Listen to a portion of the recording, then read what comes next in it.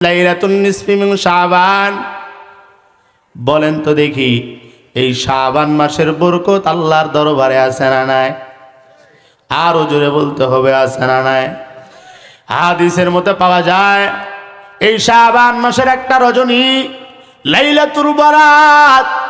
আল্লাহর নবী বলেন এই লাইলাতুল বরাত এমন একটি রাত যেই রাত্রে বান্দার রিজিকের নির্ধারণ করা হয়, বান্দার হায়াতের নির্ধারণ করা হয়। জোরে বলেন সুবহানাল্লাহ।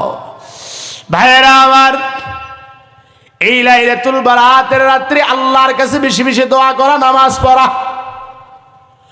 অথচ আল্লাহ বলেন এত সুন্দর রজনী, মায়ার নবী বলেন এত সুন্দর রাত, আল্লাহ তাআলা সব বান্দাদেরকে ক্ষমা করে দেন, কিন্তু দুই শ্রেণীর বান্দাকে আল্লাহ কোনো সময় মাফ করে না। জোরে বলেন কয় শ্রেণী? দুই শ্রেণীর বান্দারে আল্লাহ কোনো সময় মাফ করে না।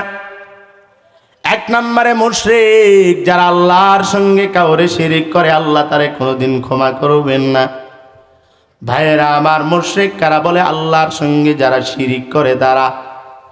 এই মুসলমানেরা, আজকে আমরাও তো আল্লাহর সঙ্গে শিরিক করায় কথা বলেন, ঠিক না? বলে আল্লাহ বাঁচানোর মালিক না, বাঁচানোর মালিক আমার বাবা। পীরের পায়ে সেজদা দাও, পীরের কবরে গিয়া মান্নত করো, পীরের কবরে গিয়া সেজদা দাও।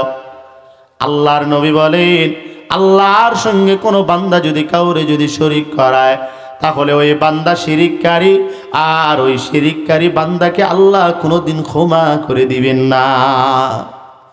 ভাইয়েরা আমার, এত সুন্দর রজনী পাইয়া আল্লাহ তো সবাইরে বলেছেন সবার গুনাহগুলো মাফ করে দিবে। এই বেনামাজি নামাজ পড়েছো নাকি? সারাটা জীবন নামাজ পড়ো নাই, তবে তওবা করলা আল্লাহ আর আমি নামাজ ছাড়বো না। আল্লাহ বলেন তওবা করতে দেরি, বান্দার গুনাহ মাফ করতে দেরি করি না। রোজা রাখো নাই, তওবা করলা আল্লাহ আমি আর রোজা ছাড়বো না। আল্লাহর দরবারে তওবা করলা আল্লাহ বলে যাও, অতীতের সব গুনাহগুলো আমি আল্লাহ পাক রব্বুল আলামিন তোমার মাফ করে দিলাম। ভাইরা আমার, কিন্তু এত সুন্দর দিনেও দুই শ্রেণীর বান্দার দোয়া আল্লাহ কবুল করলেন না। এক নম্বরে মুশরিক, দুই নম্বরে হলো হিংসা। যারা মানুষকে দেখে যারা হিংসা করে তাদের গুনাহ আল্লাহ মাফ করেন না।